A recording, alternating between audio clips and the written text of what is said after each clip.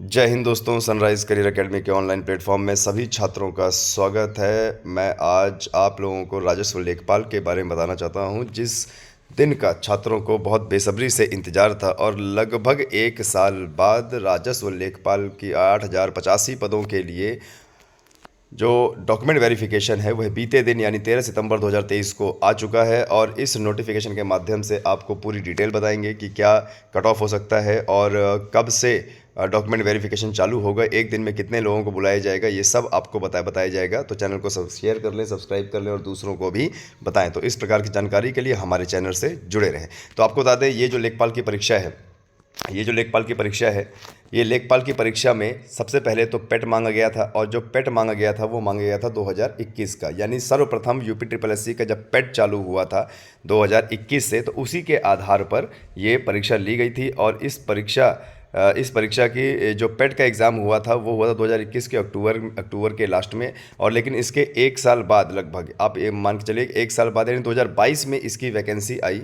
और राजस्व लेखपाल में 8085 पदों के लिए इसकी वैकेंसी आई, जिसकी मुख्य परीक्षा हुई थी 31/7/2022 में इसकी मुख्य परीक्षा हुई थी। और 31/7/2022 के बाद इसका जो स्कोर कार्ड है वो तो तुरंत अपलोड कर दिया गया था, लेकिन जो इसका फाइनल रिजल्ट है डॉक्यूमेंट वेरिफिकेशन के लिए, जो फाइनल रिजल्ट जो बताया गया वो घोषित किया गया था 2/5/2023 को, यानी 2 मई 2023 को। और इसमें काफ़ी विवाद भी रहा था कि बहुत सारे बच्चे चीटिंग करके आगे गए हैं या सॉल्वर को पैसे देकर सॉल्वर बैठा के आगे गए हैं। बहुत सारे बच्चे यहाँ पे पकड़े भी गए थे, लेकिन ये बहुत बड़ी गुत्थी इस आयोग के लिए हो गई थी। लेकिन इसके बावजूद भी 8085 पदों के लिए कुल आयोग ने 27,455 अभ्यर्थियों को सही माना कि भाई जिन 2 लाख जो बच्चों ने पेपर दिया था लेखपाल का, उसमें से 27,455 लोग डीवी के लिए यानी डॉक्यूमेंट वेरिफिकेशन के लिए बुलाए जा सकते हैं। लेकिन अभी इसका एक कोर्ट में मसला चल रहा था, और अभी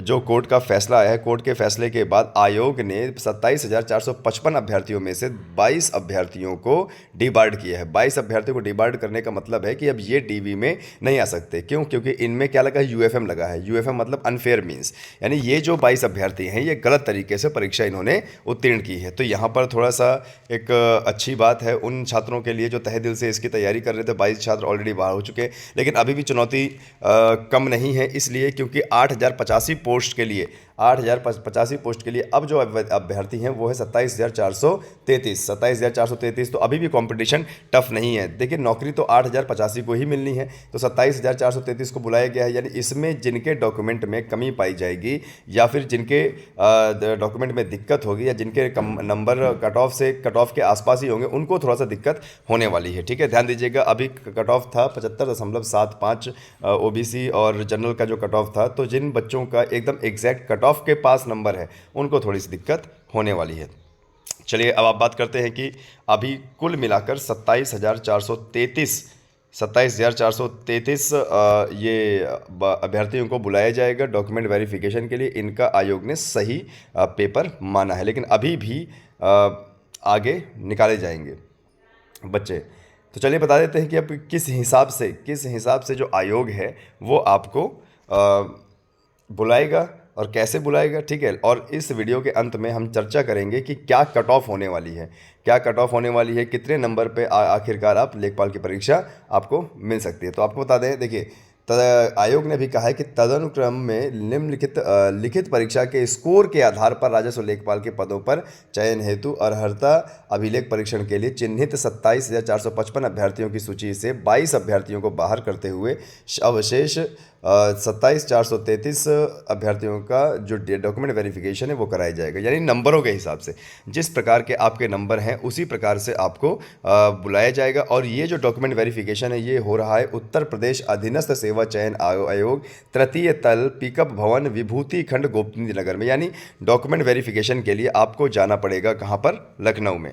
डॉक्यूमेंट वेरिफिकेशन के लिए आपको लखनऊ में जाना पड़ेगा। तो देखिए, अपने सभी डॉक्यूमेंट आप कंप्लीट कर लीजिएगा। और ये जो डॉक्यूमेंट वेरिफिकेशन है वो शुरू हो रहा है 19 सितंबर, यानी आज है 14 सितंबर, हिंदी दिवस है, और 5 दिन बाद से ये चालू हो जाएगा 19/9/2023। तो जो भी डॉक्यूमेंट आपके कंप्लीट ना हो उनको कृपया करके कंप्लीट कीजिए। और आपको बता दें, यूपी ट्रिपल एस सी की वेबसाइट में आपको बता दें जो भी छात्र यानी 27,433 छात्र जो भी सही पाए गए हैं उनका admit card, document verification letter और 4 प्रकार के प्रपत्र को डाउनलोड कर दिया गया है। तो आप सभी उनको डाउनलोड कीजिए और उसके बाद उनको जो भी अर्हता है अटेस्ट करवाना है, फ़ोटो लगानी है और बड़ी बढ़िया तरीके से उनको लिखिए, ठीक है।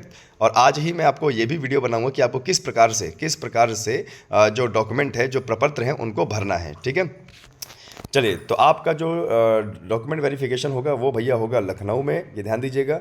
लखनऊ में होगा, कहाँ पर होगा? अधीनस्थ सेवा चयन आयोग, तृतीय तल पिकअप भवन, विभूति खंड, गोमती नगर में होगा, ठीक है। और आपको बता दें ये जो डॉक्यूमेंट वेरिफिकेशन है वो 2 पालियों में किया जा रहा है। डॉक्यूमेंट जो वेरिफिकेशन है वो 2 पालियों में किया जा रहा है। अब 2 पालियों में कैसे किया जा रहा है, ज़रा देखिएगा ध्यान से। 19 तारीख से प्रातः 10 बजे से चालू होगा और 1:30 बजे से चालू होगा। तो 10 बजे से जो चालू होगा उसमें 350 बच्चे कवर करेंगे और 1:30 बजे से जो चालू होगा उसको 1:30 बजे से कवर करेंगे। यानी एक दिन में टोटल 700 बच्चों का डॉक्यूमेंट वेरिफिकेशन किया जाएगा। ध्यान दीजिएगा, एक दिन में टोटल 700 बच्चों का डॉक्यूमेंट वेरिफिकेशन किया जाएगा। और देखिए 19, 20, 21, 22, 25, 26, 27 जो संडे है, संडे को छोड़कर बाकी सभी वर्किंग डेज़ में, सरकारी छुट्टियों को छोड़कर बाकी सभी वर्किंग डेज़ में ये किया जा रहा है, ठीक है। ये ध्यान दीजिएगा। और आपको बता दें, देखिए ध्यान से कि 19 तारीख से शुरू हो रहा है और ये जो डॉक्यूमेंट वेरिफिकेशन है, ये डॉक्यूमेंट वेरिफिकेशन आपका जा रहा है सीधे 30/11। कहाँ तक जा रहा है देखिए ज़रा, 30/11 यानी 30 नवंबर तक चलेगा।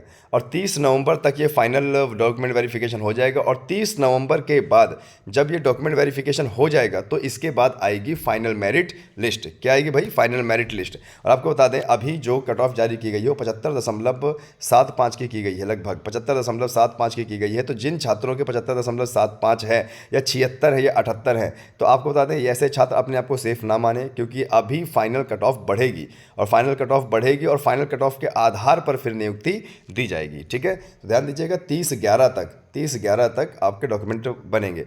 जिन छात्रों के पास अभी टाइम है, देखिए जो छात्र अभी इसमें पास हो गए हैं और जिन छात्रों के पास अभी टाइम है वो अपना डॉक्यूमेंट बनवा लें, जो जाति है, जो निवास है वो नया करवा लें और सभी डॉक्यूमेंट अपने पास रखें। डॉक्यूमेंट की मैं अगर बात करूं तो देखिए आपके पास जो है कास्ट सर्टिफिकेट होना चाहिए, आपके पास निवास प्रपत्र यानी डोमिसाइल होनी चाहिए। और अगर कोई विशेष कैटेगरी लगी है आपकी, जैसे सैन्य वियोजित का आपके पास सर्टिफिकेट होना चाहिए। अगर आप विकलांग कैटेगरी से आते हैं तो विकलांग कैटेगरी का आपके पास डॉक्यूमेंट होना चाहिए। और यदि आप विधवा महिला कैटेगरी में से तो वो सर्टिफिकेट आपके पास होना चाहिए। आप अगर कोई आपके घर में जो फौज से रिलेटेड है, सैन्य वियोजित है, उसका डॉक्यूमेंट आपके पास होना चाहिए। यानी जो आपने कैटेगरी कोटा पाने के लिए जो आपने कैटेगरी लगाई है, उस कैटेगरी के हिसाब से आपका सारे डॉक्यूमेंट कंप्लीट होने चाहिए, अप टू डेट होने चाहिए। और ओरिजिनल आपको डॉक्यूमेंट वहाँ लेके जाने हैं। और सभी डॉक्यूमेंट के कम से कम 10-10 फोटोकॉपी आपको करना है, ठीक है। सभी डॉक्यूमेंट के कम से कम 10-10 फोटोकॉपी आपको करना है। और जो आपकी पासपोर्ट साइज़ फ़ोटो होगी ना, वो 3 सेंटीमीटर चौड़ाई और 4 सेंटीमीटर लंबाई वाली फ़ोटो लगेगी। और सुनिश्चित करें कि फ़ोटो अभी नई ही हो, हाल की ही फ़ोटो हो, ठीक है। ये ध्यान दीजिएगा। तो चलिए आयोग का आगे पढ़ते हैं कि आयोग ने और क्या अपने इस PDF में देखा है। देखिए विज्ञापन संख्या 1 परीक्षा 2022 राजस्व लेखपाल मुख्य परीक्षा जो 2021 के पेट के हिसाब से हुआ था के अंतर्गत लिखित परीक्षा के स्कोर के आधार पर, देखिए स्कोर के आधार पर DV में 27,433 अभ्यर्थियों को बुलाया गया है, ठीक है। और जिसके लिए डॉक्यूमेंट वेरिफिकेशन लेटर upsssc.gov.in पर आप डाउनलोड कर सकते हो, ठीक है। और इसके साथ 4 अन्य प्रपत्र भी हैं, ठीक है। संबंधित अभ्यर्थी आयोग की वेबसाइट में होम पेज पर, देखिए आपको UPSSC की वेबसाइट में जाना है, फिर होम पेज में आपको अलग से बाएं हाथ में एग्ज़ाम और एग्जामिनेशन और इंटरव्यू दिख रहा होगा। एग्जामिनेशन और इंटरव्यू में जब आप जाएंगे, ध्यान दीजिएगा, एग्जामिनेशन और इंटरव्यू में जब आप जाएंगे तो वहीं पर आपको एक कॉलम मिलेगा जिसमें लिखा होगा डाउनलोड डॉक्यूमेंट वेरिफिकेशन, और उस पर क्लिक करना है। और क्लिक करने के बाद फिर वो पूरा रोल नंबर और डेट ऑफ बर्थ और वेरिफिकेशन जो कोड होता है, कैप्चा कोड होता है, वो डालने के लिए आ जाएगा। उसको डालिएगा तो आपका एडमिट कार्ड आ जाएगा और एडमिट कार्ड के साथ आपके 4 प्रपत्र भी रहेंगे। तो इनको आपको डाउनलोड करना है। अभ्यर्थी को देखो सूचित किया जाता है कि अर्हता अभिलेख परीक्षण के समय अभ्यर्थी के शैक्षिक अभिलेख, आरक्षण संबंधी प्रमाण पत्र और आयु में शिथिलता के समर्थन में प्रस्तुत किए जाने वाले प्रमाण पत्रों, अभिलेखों का मूल प्रमाण पत्र यानी नए यानी ये ओरिजिनल अभिलेखों से मिलान व गहनता से परीक्षण किया जाएगा। अतः अभिलेख परीक्षण हेतु उपस्थित होने वाले अभ्यर्थी प्रश्नगत विज्ञापन के अंतर्गत विज्ञप्ति अनिवार्य अर्हता के सापेक्ष समस्त अंक पत्र व प्रमाण पत्र, आरक्षण संबंधित प्रमाण पत्र एवं आयु में स्थिरता के समर्थन में प्रमाण पत्र की मूल प्रति और उनकी छाया प्रति जरूर लेके जाएं। 2 रंगीन फोटो जरूर लेके जाएं, पर 2 नहीं, मैं आपको बोलूँगा 5-6 लेके जाइएगा। और डॉक्यूमेंट वेरिफिकेशन और 4 प्रपत्र इनका भी जो है आपको निकालना है, ठीक है। और निर्धारित समय तिथि जो समय आपको बताया गया उसी समय पे पहुँचे, लेट नहीं करना है। देखिए आप लेट नहीं पहुँचना, क्योंकि देखिए ऑलरेडी आयोग के पास इतना भयंकर काम है, इतना 27,000 लोगों का डॉक्यूमेंट वेरिफिकेशन करना, ये अपने आप में बहुत बड़ी चीज़ है। तो आप कोशिश कीजिएगा कि UPSSC का जो भवन है वहाँ पर एक दिन पहले पहुँचे। आप किसी भी ज़िले से आते हैं तो एक दिन पहले पहुँचे, ठीक है।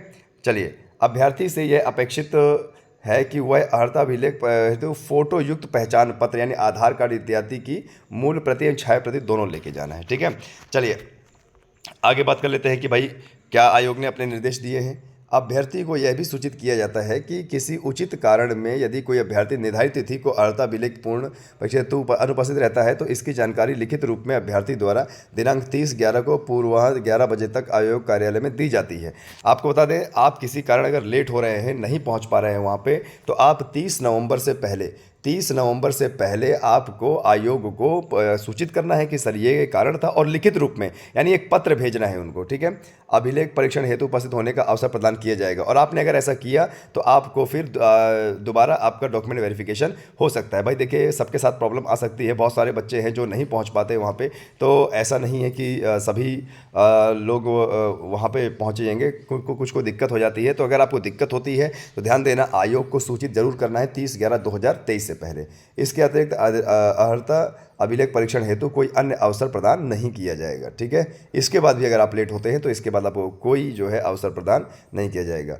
उक्त अभ्यर्थियों का अर्हता अभिलेख परीक्षण प्रश्नगत विज्ञापन परीक्षा संबंधित माननीय उच्च न्यायालय में योजित विचाराधीन रिट याचिका विशेष अपील माननीय उच्चतम न्यायालय में योजित विचाराधीन विशेष अनुज्ञा याचिका डायरी संख्या इतना और श्रीधर यादव तथा अन्य प्रति उत्तर प्रदेश राज्य तथा अन्य विशेष अनुज्ञा याचिका प्राची यादव तथा अन्य में पारित होने वाले निर्णयों के अधीन होगा, ठीक है। तो ये इससे क्या कोई लेने देना नहीं है आपका। अब यूँ मान के चलिए कि अगर आपके नंबर अच्छे हैं तो आपका सिलेक्शन हो के रहेगा, ठीक है। तो ये तो रही डॉक्यूमेंट की बात। अब हम बात कर लेते हैं कि कैसा क्या कट ऑफ होगा और किस कट ऑफ के हिसाब से आपका चयन होगा। तो आपको बता दें, जो भी छात्र 75.75 या इसके आसपास लेके आए हैं नंबर, इनका आपको बता दें सिलेक्शन नहीं होने वाला। जो भी छात्र कम से कम 79 या 80 या 81 नंबर लेके आया है, 80-81 नंबर लेके आया, इनका चयन आप समझिए। जो 79, 80 और 81 यानी इनसे ज़्यादा नंबर हैं तो वो अपना सिलेक्शन सुनिश्चित समझे। बाकी जो एकदम बाउंड्री लाइन में आया है उनका सिलेक्शन बिल्कुल भी नहीं होने वाला। तो आप डॉक्यूमेंट तो जरूर करा लीजिए, लेकिन सिलेक्शन नहीं होने वाला। हाँ, एक चीज़ और हो सकता है कि यदि अत्यधिक लोगों ने DV स्किप किया, यानी बहुत सारे बच्चे अगर आए ही नहीं DV में, तो आपको चांस मिल सकता है, अदरवाइज़ आपको चांस नहीं मिलेगा, ठीक है। आज ही एक वीडियो और आएगा जिसमें हम प्रपत्र के बारे में चर्चा करेंगे कि क्या क्या प्रपत्र हैं, किस प्रकार से उनको भरना है और कैसे आपको उनको लेके जाना है, ठीक है। तो चलिए, इसी प्रकार की जानकारी के लिए हम मिलते रहेंगे। तब तक के लिए जय हिंद, जय भारत।